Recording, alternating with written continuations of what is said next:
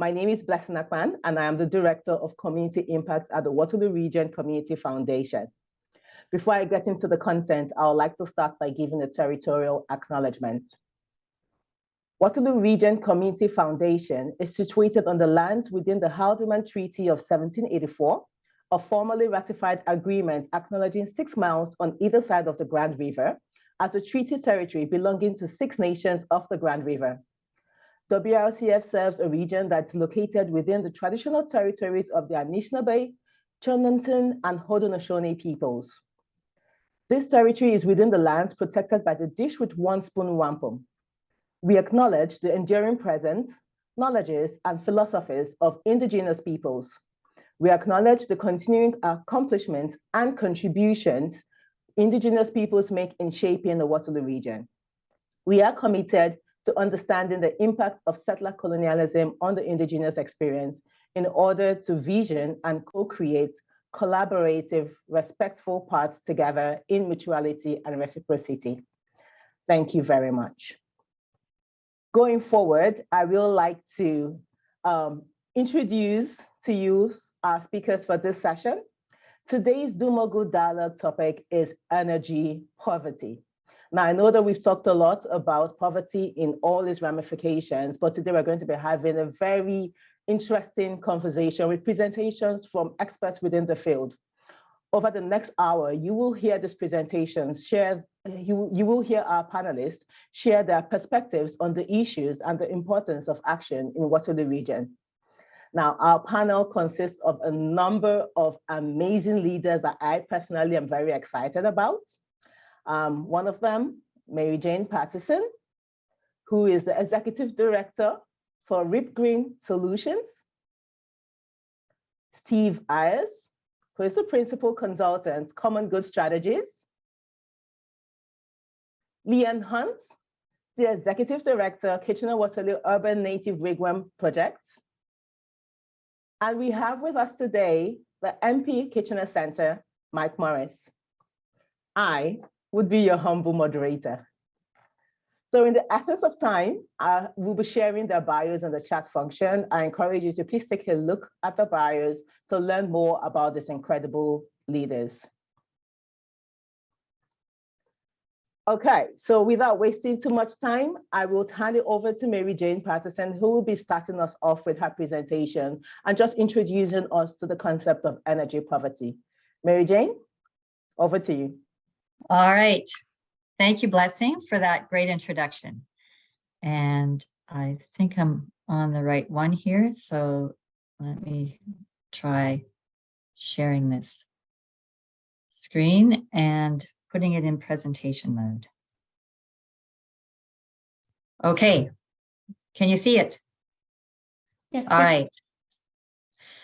Well, I want to give you a little bit of an introduction to Reep and then how we got into asking questions about energy cost as a burden for lower income households. So just a little bit of background. We're an environmental charity that's been active in Waterloo Region for 24 years, and Reep Green Solutions focuses on practical solutions for each of us in our own lives, and in particular, home energy efficiency, healthy yards like rain gardens, tree planting, flood prevention, water conservation, and reducing waste. We co-lead the Climate Action Plan for Waterloo Region with our colleagues at Sustainable Waterloo Region, and we have this beautiful resource of the Reep House for Sustainable Living that you see here on the screen. It's an education center that demonstrates the kinds of things we recommend to homeowners. And then a little bit deeper dive into energy efficiency, because this is what led us into asking these questions. We've now evaluated 17,000 homes in Waterloo Region for energy efficiency. 10,000 of those homes have implemented some or all of our recommendations and done home upgrades that are collectively reducing 28,000 tons of carbon every year thereafter. So pretty great work on the part of homeowners. What we began to realize as we did this work is that we're mostly participating in government programs that are geared kind of to the mainstream. And that means people who have the means to make a difference in their in their own homes. So federal incentives or provincial incentives to improve the energy efficiency of our homes. And that's very important. This is an important sector to motivate and that has the means to take action. But we also realize that there are a lot of people that could most use energy savings that may be missed. And an example here that are some of the ways we are learning this is that a few years ago, we had the chance to participate in a low-income energy program on behalf of our electric utilities. And we went into 5,000 households, social housing units, apartments, and homes.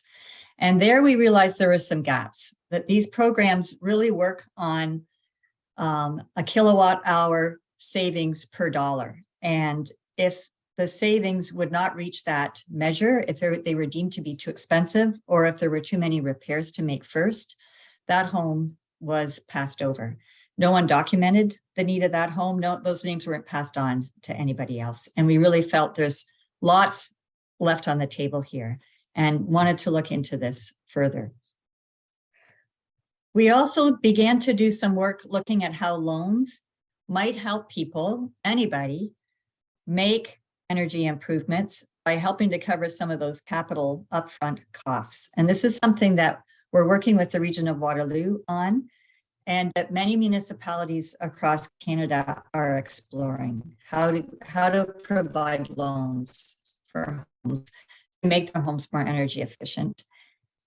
As part of that investigation, we hired a consultant that specializes in energy efficiency for newcomer households, Indigenous households, and asked them if they could talk to us about our research, how to build equity into this program, a loan program. And out of that arose a lot of questions, because it became clear that there's going to be a number of homes that can't afford a loan. And so how are we addressing those homes? And that led us to do more research into energy poverty and that whole concept. So we started with a really great website that you could all access if you would want to, energypoverty.ca. The Canadian Urban Sustainability Practitioners, CUSP, have put this together. And what we learned on that website is a definition for energy poverty. As they describe it, it means a household that pays more than twice the national average for their energy costs as a percentage of their income. And we learned that 32,000 households meet this definition in Waterloo Region. So we were surprised at this statistic. You can see on that website that there are up to 6,000 households in Waterloo Region that pay more than 5 times what the average Canadian pays for their energy bills as a percentage of their income. So a pretty striking statistic. So we had the help of the Community Foundation. We really must say a very big thank you for funding to dig deeper into that data and create a dashboard for us to understand how does this issue of energy poverty break down in Waterloo Region. And you see a map that's part of that energypoverty.ca website on the left. So I want to first say that it affects 19% of the households in Waterloo Region who pay their own energy bills. So there's a segment we have to leave out here that we don't have information on. And those are people who pay energy as part of their rent, and it's not broken out separately. So this is the subset we're working with. Of those homes, you can see how this breaks down for Indigenous households, recent immigrants, racialized households, senior homes, and lone parent homes. And we can see that for the 2016 census data, the demographic that seems to be most affected by energy poverty is senior households and lone parent households. If we make that subset smaller and we just make it lower income households, fully 70% of those households experience a high energy cost. So that's a really significant number. And you see again how this breaks down by certain demographics, with the same two kind of having the highest percentage, but it's actually, it seems to me that these numbers are closer together here when it's lower income households. So these were statistics that really were eye-opening for us and led us to think, how can we address this? What are the ways forward?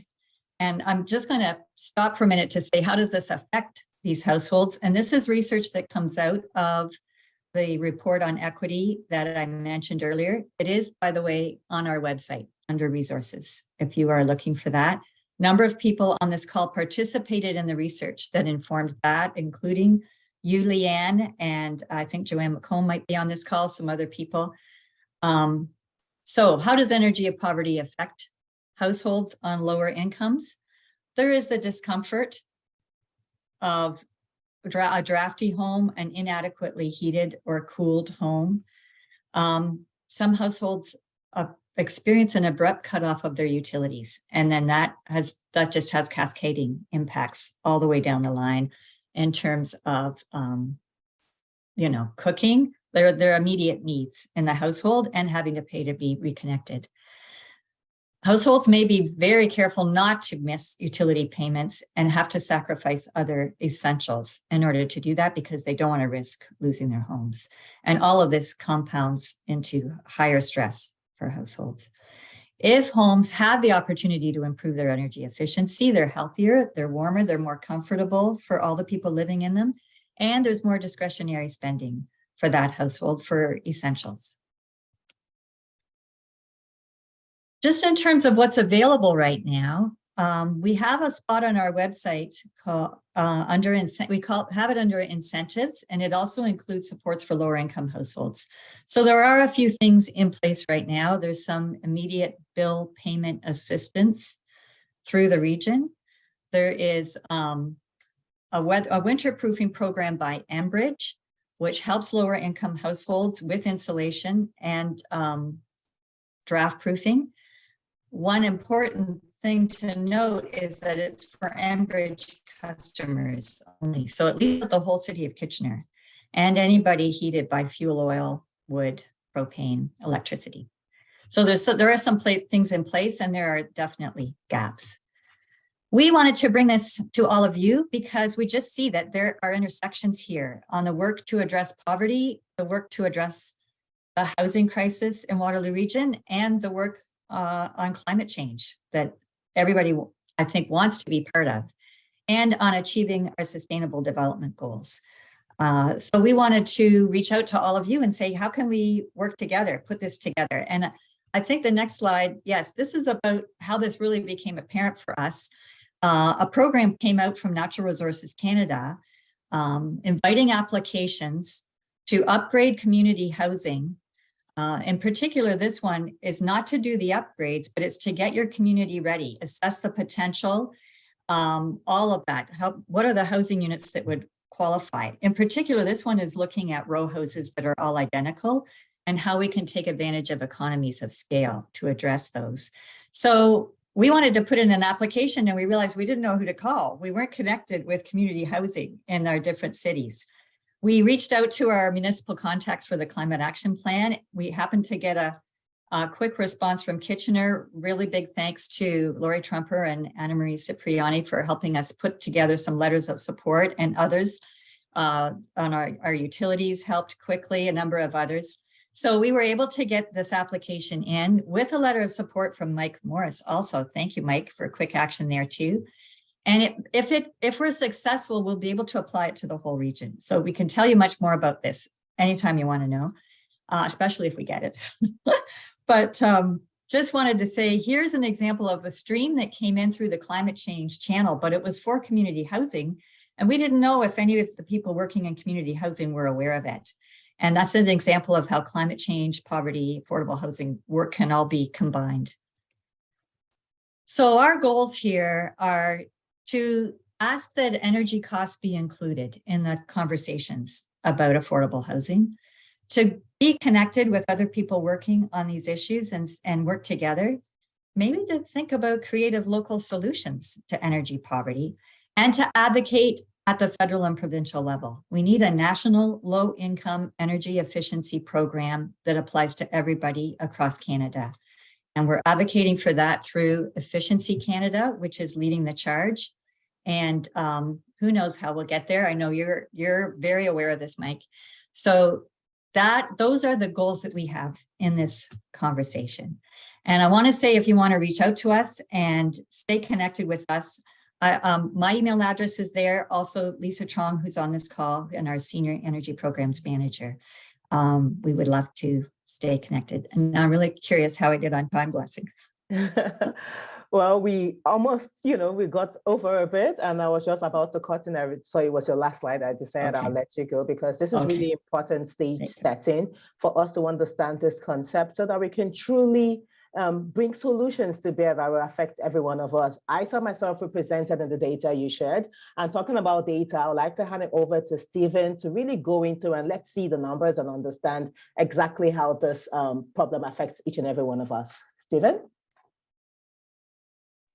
All right, thank you. Can you see the slides now? Okay, great. So I'm going to talk a little bit about a different perspective on energy efficiency in Waterloo Region using data from the Canadian Housing Survey, which asks people a wide array of questions ranging from how much they're spending on housing, as well as the conditions in their home, including the energy efficiency, the comfort level. And I'm going to show you a couple different data points from that survey and how they relate to a lot of the points that Mary Jane brought up. So first off, just very quickly talking about the survey itself, it's a survey conducted by Statistics Canada, conducted every several years, conducted in both 2018 and 2021, with more than 1,000 respondents each time. So all analysis presented here was done by me, so if any mistakes are mine and mine alone, and if anyone has any questions about anything, please feel free to contact me. So I'm going to talk you through a couple of the key insights. So every representative sample of households in Waterloo were asked about the energy efficiency of their home. And what we got from that survey, we found that 40,000 households in Waterloo Region reported they were dissatisfied with their energy efficiency. That's about 17%. Only 13%, or about 30,000 households, said that they're very satisfied with the energy efficiency. So a lot of people are very dissatisfied, and the vast majority of households were kind of in the middle, saying like things aren't necessarily really bad, they're necessarily really great, but representing a very large number of folks who think that there's some room for improvement in the energy efficiency of their home. Since this survey was conducted in both 2018 and 2021, we can see how this is trending over time. And we can see that over even a 3-year period, and obviously one where costs of housing in this region have gone up dramatically, the percentage of people who are very satisfied with their energy efficiency went down pretty significantly by 8 percentage points. And obviously, there's some rapid changes happening in terms of costs across the board. There's some rapid changes going on in rent, mortgage payments. So there's a variety of reasons why people are reporting lower satisfaction with their energy, but it really shows this is a heightened issue for a lot more folks as people are realizing, both in terms of their overall costs of living, this is an important one and one that has grown and will grow into the future. One of the points that Mary Jane really did a great job emphasizing in her presentation was the link between the state of repair of the house or home or apartment is whatever in the energy efficiency. And so with the Canadian Housing Survey, this is asked of everyone, whether they're a homeowner or a renter, whether they're satisfied with energy efficiency, as well as the state of repair of their home. And we can see there's a very strong link between people saying that there's major issues with the state of repair of their home and saying that they're not satisfied with the energy efficiency of their home. People who needed major repairs were 4 times more likely to say they were dissatisfied with the energy efficiency of their home, while those who needed minor repairs were 3 times more likely to say they were dissatisfied with the energy efficiency of their home, really showing like how intricately interconnected these issues are. Of course, and like a lot of the data from the same survey shows that a lot of different issues are linked. So when people who are dissatisfied with energy efficiency tend to say the soundproofing is poor in their home. They tend to say the air quality is poor in their home. They tend to say they don't have control of the temperature in the summer or the winter. So there's a lot of quality of life factors that are really intricately linked. And people tend to say there's more likely issues with mold. And I think this really shows like, a lot of these issues are coming together. So people are both paying, a high percentage of their income, often living in, energy poverty, as MJ was talking about, but also it's really so many different ways it impacts their quality of life. And, when you look at the air quality readings this week, I mean, it seems particularly poignant of, a lot of those folks who are paying a lot for their, who might be struggling with energy efficiency are also going to be the ones where when the advice to stay indoors because of poor air quality, they're likely getting much more impact from, the various pollutants in the air in a time like this. Again, I think, the point that MJ made very well, again, was the point on poverty. And we can see that those who say that they are not satisfied with energy efficiency are also a lot more likely to have said they missed a home or rent payment in the last year. So a lot of the models are predicated on loans. So people can get loans to be able to make retrofits improvements. But I think like a lot of the data, and I'm showing only a fragment of it, really illustrates like the folks who are struggling most with energy efficiency are also the ones with the least means. And, in a lot of cases, they're already falling behind on various critical costs. They're already not able to make ends meet. So, trying to take a loan out, which might have, sometimes interest or additional worry of not being able to pay it back, can really be a gigantic burden and a deterrent for folks to be able to take the necessary improvements that, again, will improve both their energy efficiency, their costs, and their quality of life. But the barriers are really substantial because of these overall cost implications. And again, I think this is pretty, I'm sure many of the people on the call are very aware, but just the very rapid increase in cost of living. The average rent for a 2-bedroom apartment on rentals.ca for May 2023 was almost $2,400 a month. That's about 134% higher than a decade earlier. For an average scheduled payment for a new mortgage loan in Kitchener and Waterloo Region, 86% versus a decade earlier. Like, this leaves a lot less room for people to be able to afford to make energy efficiency changes, because a much higher percentage of their budget is going to be going towards just paying those basic costs of renting or paying for their monthly housing costs. So when we talk about like how are we going to make the changes, people are going to have a much smaller share of their income available for making these sorts of improvements. And I think it's a really key consideration when designing programs around retrofits and other sorts of improvements going forward. One of the other things, I think, many of the programs that we see are really targeted towards owners. When we say who's those who are least satisfied with the energy efficiency of their home, who often says they have the biggest issues around air quality, temperature controls, it's usually renters, and usually renters in apartment buildings. And there's very few programs that are targeted towards those folks in terms of making improvements. There's very few programs that are even targeted towards the landlords. So often those folks who are disproportionately lower income, they're not necessarily even eligible for programs that are out there in terms of making improvements. So in terms of key takeaways, to summarize quickly, I mean, it's a huge opportunity. There's a huge number of folks who are reporting low satisfaction with their energy efficiency. It's getting higher, and there's very few people who think that they're really doing a great job in terms of energy efficiency in their home. Really, it's tightly interconnected to the state of repair, and it's a multifaceted opportunity. Often when you're making repairs, that's going to lead to better energy efficiency. It's going to lead to better quality of life. From a variety of different dimensions, and financial challenges are a big barrier, of course, when we talk about a lot of the folks who need the repairs most. They don't have the means to make the changes.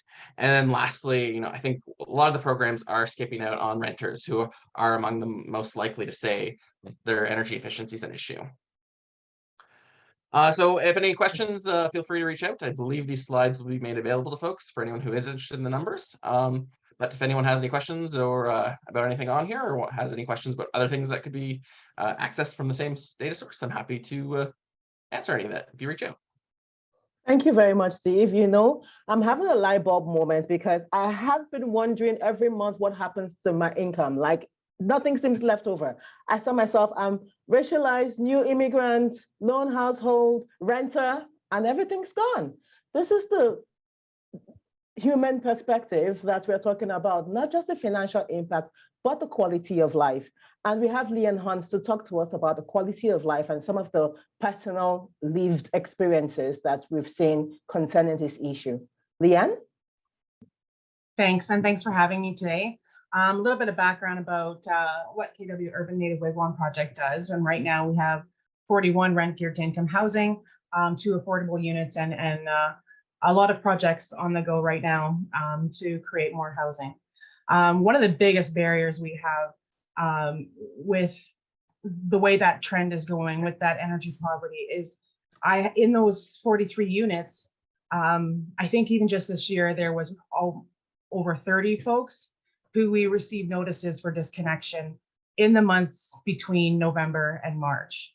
And so our role then as the homeowners is to get in touch with those tenants then and say, hey, what's going on? Because if it gets disconnected, then it falls back on us financially. So we kind of usually do that check-in and see what's happening.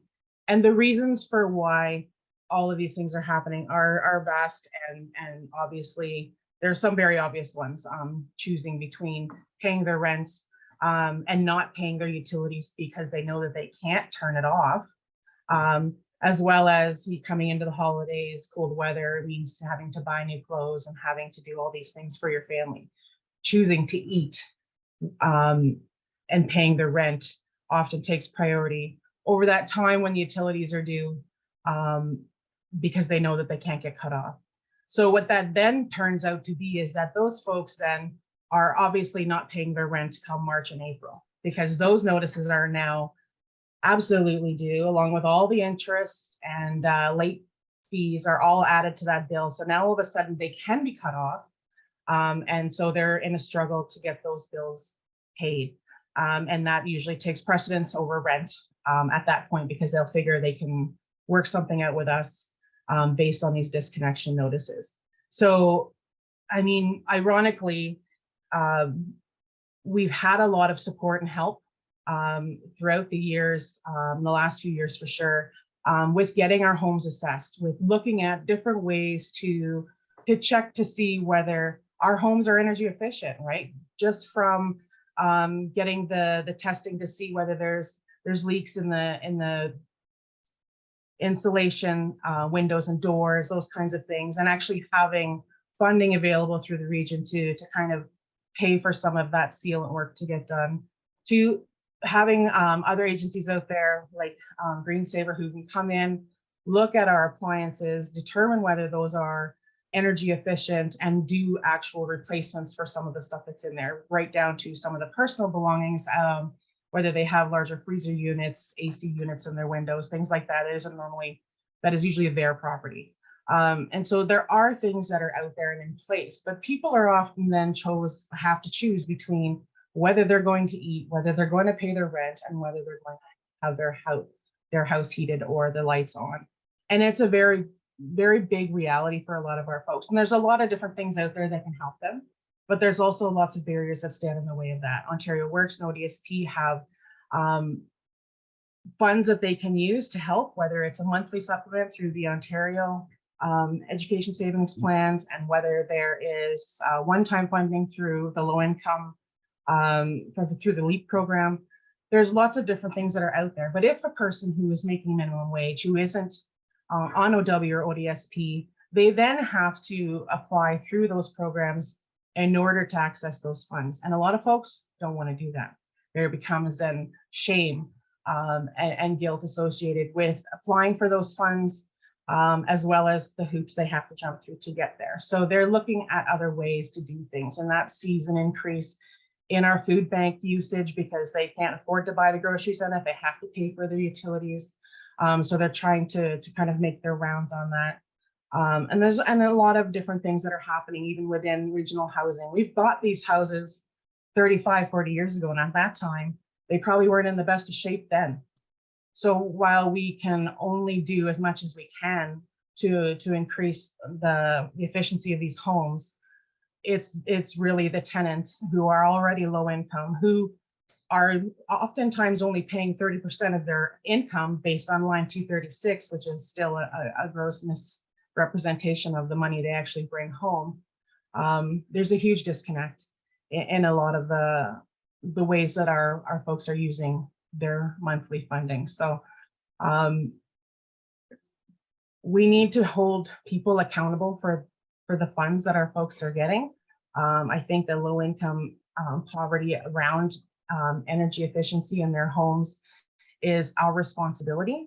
And so that's kind of what I'm here for today. I really wanted to put out there that there's a real a need for us to take responsibility for pushing that agenda forward, to speak to the folks that are in charge of making the decisions on how folks are being helped in our community. Thank you very much, Leanne. That's really insightful, because when we think about context and supports that people receive, there are all those boxes that people don't really necessarily fit into. And so how do we ensure that we are advocating and bringing the right issues to bear? With that in mind, I do have a question here from Paul Wilms, who couldn't join us this afternoon, but he sent a question ahead that we thought would be good for us to also consider before we go into our breakout session. And I'd like to hand this over to our MP who is here with us this afternoon to please respond to it. The question is from Paul Wilms, who is a sustainability partner, park operations and infrastructure services with the City of Cambridge. Now he's asking, in essence, with 40,000 households in the region of Waterloo and several other businesses, doing a similar pace of 300 homes a year, it would take approximately 133 years to implement. So if we look at funding, say $50,000 per retrofit to get to net zero with 40,000 households, that would mean approximately 2 billion in funding. So what's the best way that we can focus limited resources and accelerate retrofits given these numbers? And the numbers are growing. Yeah, thanks for that, Blessing. And it feels appropriate following those three presentations. Mary Jane shared those three headings: poverty, housing, and climate. And I think we have to be honest with ourselves that in each of those three, we need systems solution at an urgent scale. And so, to answer that question, yes, there is significant investment required. But so that $2 billion number is an important one to keep in mind. Currently, the federal government sends $20 billion a year to the oil and gas industry. And so I think what we need is provincial and federal governments keeping up with the nonprofits like Reep and KW Native Urban Wigwam, who are on the ground doing the work, who want to be doing more of it. That's why I'm so supportive of the Greener Neighborhoods pilot program project that Reep put in, because the fact is we need federal and provincial governments stepping up to both allocate the funds, but there's also like an actual worker component to this to ensure we have the workforce. Think about the number of, you want to talk about green jobs? Think about all of the homes that, from Stephen's presentation, that we need to retrofit to ensure that those that need those major repairs are no longer in energy poverty. And so I think we need to let go of this idea that we're going to solve the climate crisis by turning off the lights during Earth Hour. And we need to recognize that we need all levels of government stepping up urgently to ensure that we have policies like building codes and dollars like billions for deep energy retrofits. If you offered the average person 80% of their retrofit cost to get that work done, I bet MJ would tell us, here's the long list of people who would line up to do it. Well, that's why I'm so glad that advocacy is part of this conversation, because I appreciate that the Waterloo Region Community Foundation is both offering, the organizations doing the work, but here's who we need to be advocating to people like myself to make sure that those in Ottawa and Queen's Park get the message that while our kids can't go to the playground because the air is so dirty, and that while people in our community are living in poverty, in legislated poverty like ODSP, it's legislation that needs to be alongside this to get that work done. So thank you for the question. Absolutely, Mike. Thank you so much for responding, because honestly, like you said, just turning off the lights isn't enough. Consumption has increased right after the pandemic. Most of us are staying home now, working from home and everything. So, we really need to take a different look at this problem to see how we can come about with a sustainable solution. So we have a few minutes, and thank you all for your presentations. It's been very insightful. And I have some questions that I would like to put to the panelists. If anybody has questions from our listeners, could you also put it in the chat, and I'll be sure to bring it up to the speaker that is concerned, and we can see if we can answer those questions before we go into our breakout rooms. So I really am going to be focused on asking a few action-oriented questions just to help us to start to get prepared for our breakout group sessions. So I'll be starting with Steve. Here's one for you. Just to provide a bit of context, often when you get to the action on an issue, you need to have 2 or 3 statistics that are used regularly by all that are working to improve that particular area, so that the community rally around and make improvements on that issue. So what would you suggest that as a region, we should focus on improving? What would be that goal for us to work towards?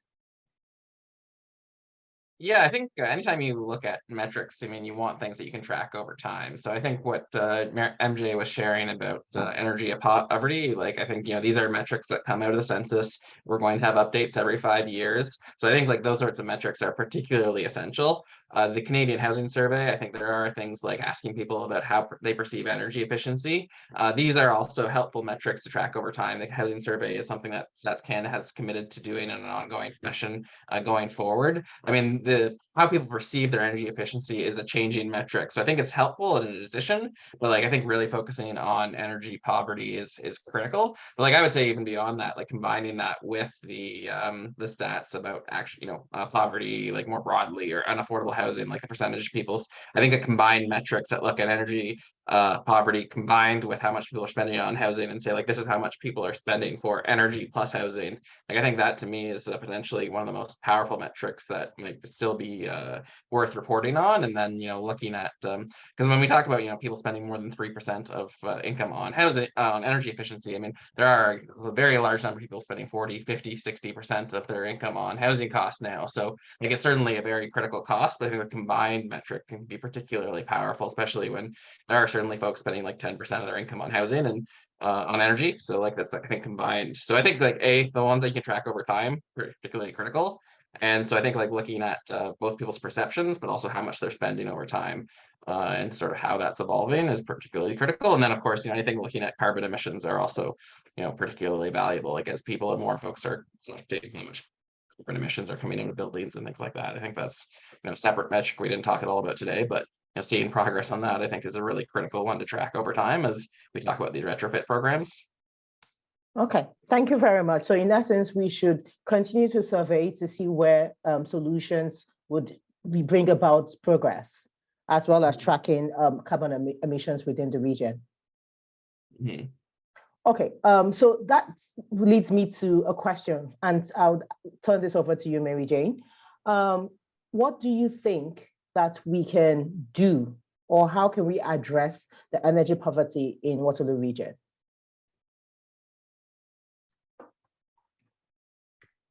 Well, I ask myself that every day. So I have a few thoughts on it.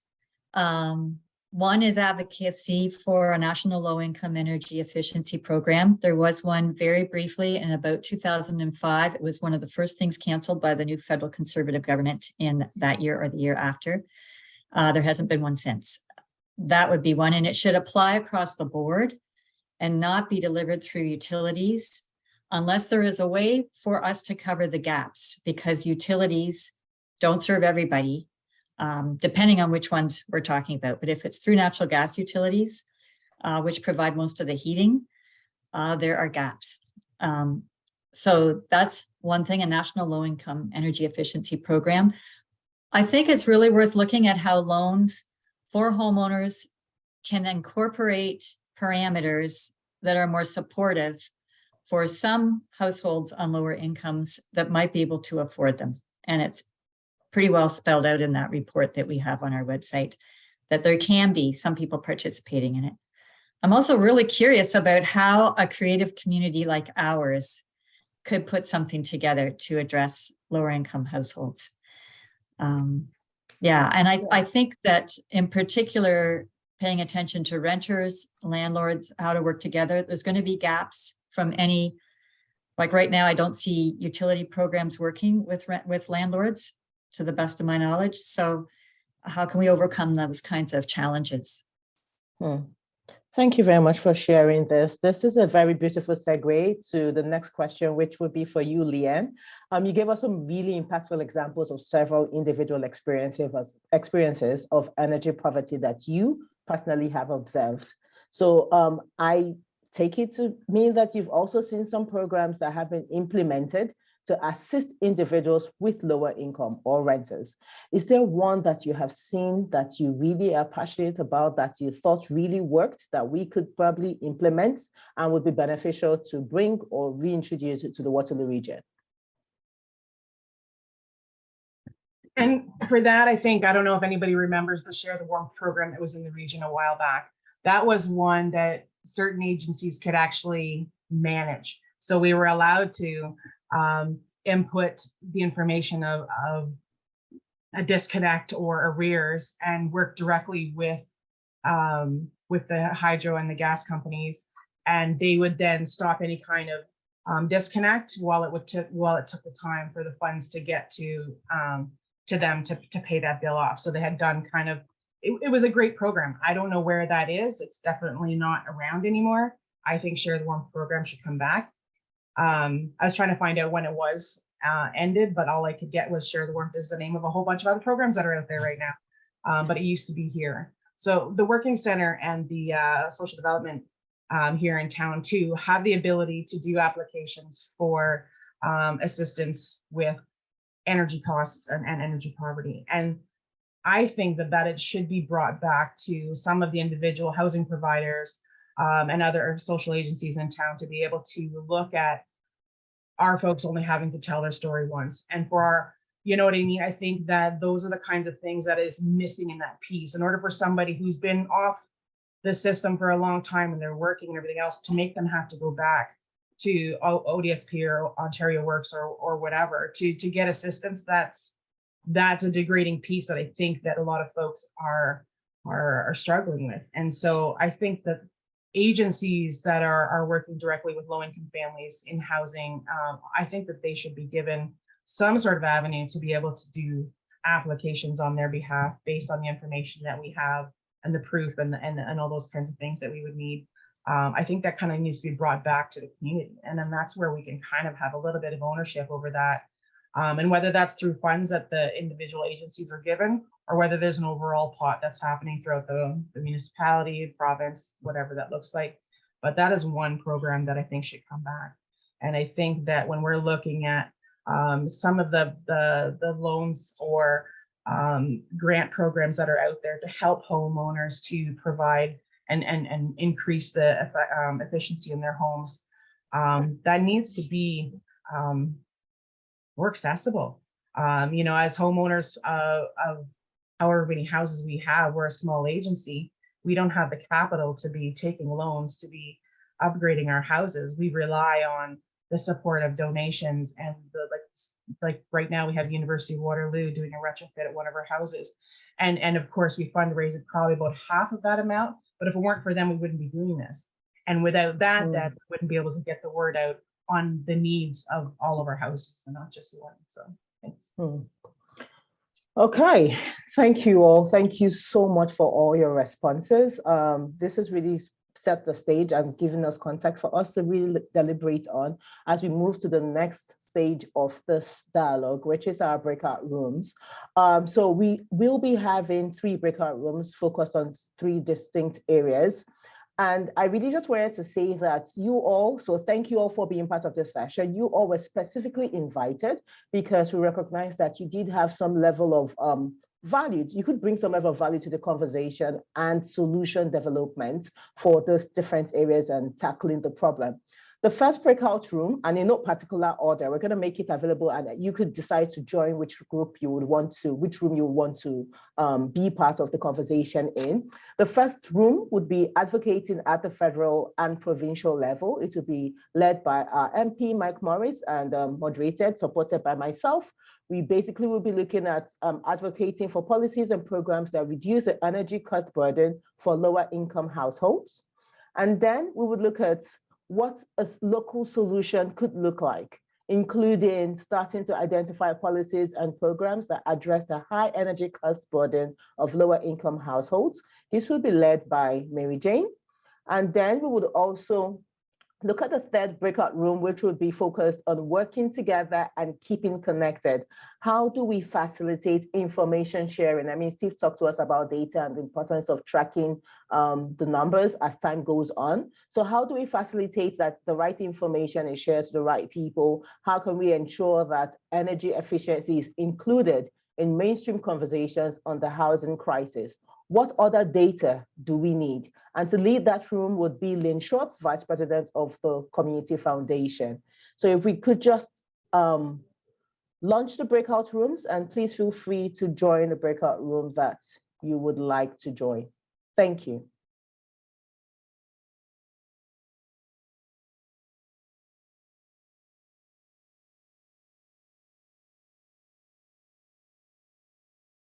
Mary Jane?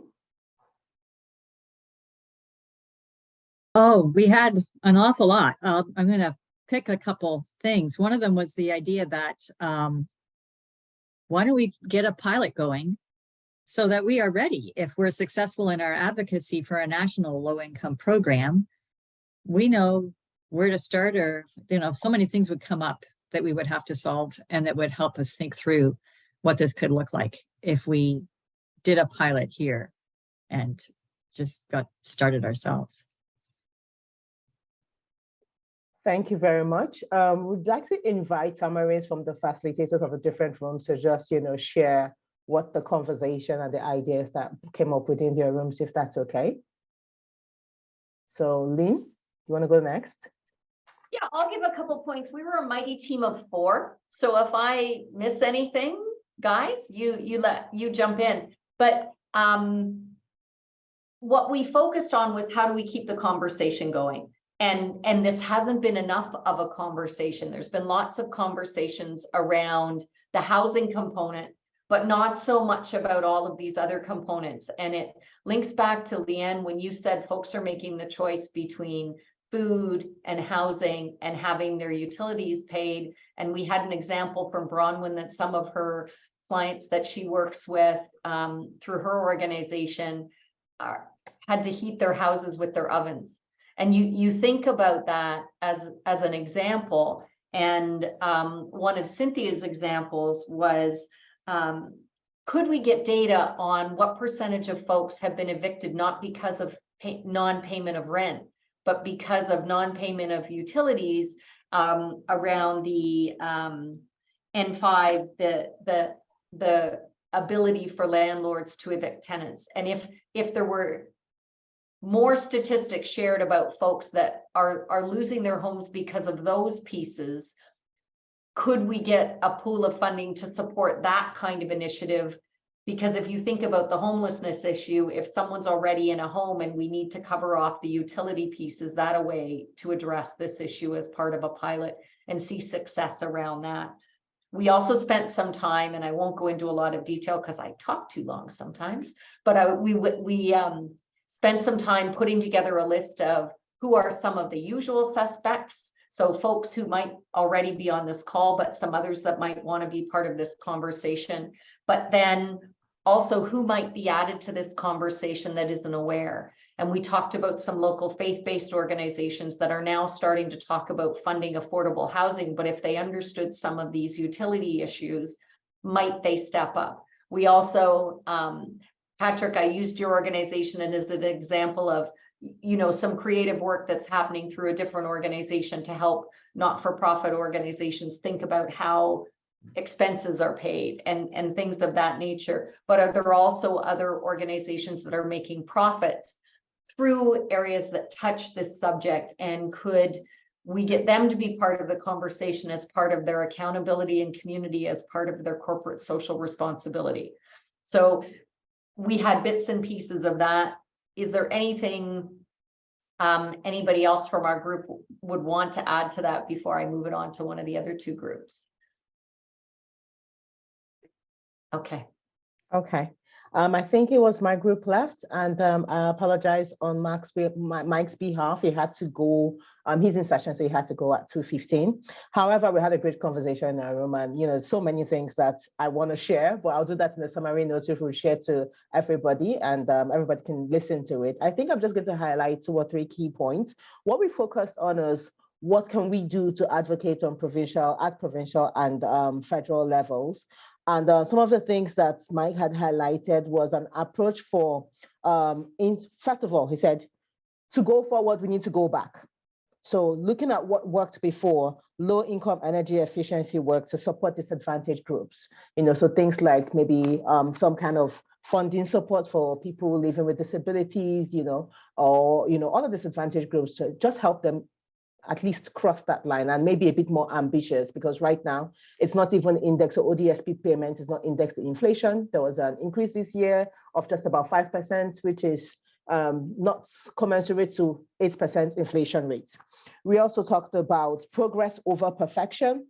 So ensuring that we're able to look at avenues to support retrofitting homes that, support initiatives that ensure economies of scale. So what Mary Jane had referred to earlier on for box style homes, if we're able to create policies that support developers in that way to ensure energy efficiency in those kind of builds. And then just before we wrapped up, we had Steve also talking about programs for supply of labor in this field, because we can't do all of this without obviously having the people who are able to do the work that we need, that needs to be done. There was a lot of conversation. I don't know if I am missing anything from my group. We were 6 of us putting our heads together to develop some of these things. So anybody from my group wants to jump in to supplement that? We talked about renewable energy. You know, I know Patrick had raised a great question of why isn't the government supporting people who have locally generated energy to distribute it to people who need it. You know, and one example that was talked about was energy from Quebec, Hydro-Quebec. So instead of it being sold to New York, why isn't it being distributed here? Because we kind of lack proper systems for interprovincial trade. Anyways. Blessing, could I add a couple from our group too? Yes, please. A couple more. One thing we talked about was whether we might want to define energy poverty for our own community. So that was an interesting thought. Should we just see what that definition is based on, and whether our own knowledge of our own community might lead us to our own distinct definition. And another one that I thought was a really useful thought is starting with landlords and asking them, what can you move on? What are you interested in? Starting with what can you see a connection with here, and seeing how we can build out from there. And we did have a whole lot of other good stuff. I know there's time constraints. Yeah, we're in the last 6 minutes of the session. It's been awesome. Like, my synapses in my brain are going off with all the conversation and all the thoughts and all the possible solutions that we can do. So thank you to you all for being part of this. And we would like to keep the conversation going. But before we go, we would like to know, what is Reep doing next? And how can we key in, like, where do we go from here? Okay, well, we're going to keep advocating with Efficiency Canada for a national low-income energy efficiency program. And we could, I mean, you can just Google Efficiency Canada, but we can also send that link if people would find it helpful in the follow-up email that we send with our notes. It's great to have a national organization kind of leading that charge. We're going to keep our eyes open for funding and partnership possibilities, because that leads to good things. So that kind of thing, like with the Canada's climate change commitments, more things may be popping out from Natural Resources Canada that start with a greenhouse gas focus, but would have a positive impact on some of these other issues our community wants to address. So the third one is to keep connected with as many of you as want to be connected to this work, so that when those opportunities arise, we can act fast. So I also, Blessing, just want to say a big thanks to the Community Foundation for supporting this, and it's been so great to work with you all on figuring out how to connect with people. To Mike, even though he's gone, for supporting our application and being part of the conversation, and to Leanne for always being willing to come away from your critical work to help us understand these issues better. Oh, Kelly. Awesome. Yes. Okay. We did talk about whether we want to form a working group on this. So I think that's a good question, and also a question about capacity. But I think let's start by seeing who's interested. So reach out to us through Blessing, or directly to me and to Lisa Trong, who is on our one of these panels, and we'll get everybody together and see what happens next. Thanks, Kelly. Thank you so much, Mary Jane. Awesome. So we've come to the very end of our session this afternoon. I want to thank you for joining us on this dialogue. We would be hosting a few more conversations, a couple more conversations this year. So please keep your eye out for information when it becomes available. And as mentioned at the start of this webinar, this meeting, it was being recorded. We will make the recording available to everybody who registered for this event, so that they could refer to it and share it with people who you think should be involved in this conversation. Now, as part of the summary that we're going to send out like details from the different breakout rooms, as well as a link for those who might want to be part of the conversation by joining a working group. So if there's enough of an interest, Mary Jane and Lisa from Reep Green Solutions will be taking it away to ensure that all our good conversation and our good work would be yielding some tangible results. And maybe the next time we meet a couple of months, few years from now, we would have results that would trace back to this conversation this afternoon. Thank you all. You all have been amazing. And we are very, very grateful for your support to us this afternoon.